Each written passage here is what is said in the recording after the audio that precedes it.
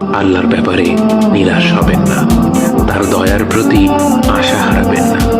যখন কোনো বান্দার জন্য দুনিয়া সংকীর্ণ হয়ে আসে, বিশেষ করে যখন আপনাকে মানুষ পরিত্যাগ করে, এবং বিশেষ করে এমন কেউ যার উপর আপনি আস্থা রাখতেন কিন্তু সে আপনাকে নিরাশ করেছে, সেই সময় জেনে রাখবেন যে আল্লাহ চাচ্ছেন আপনি তার শরণাপন্ন হন।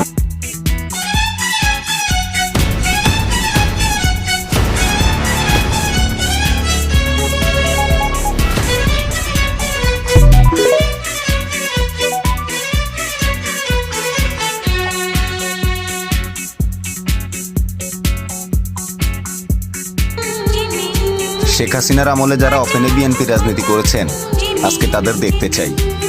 জানি তারা সংখ্যায় কম, তারপরও দেখতে চাই প্রিয়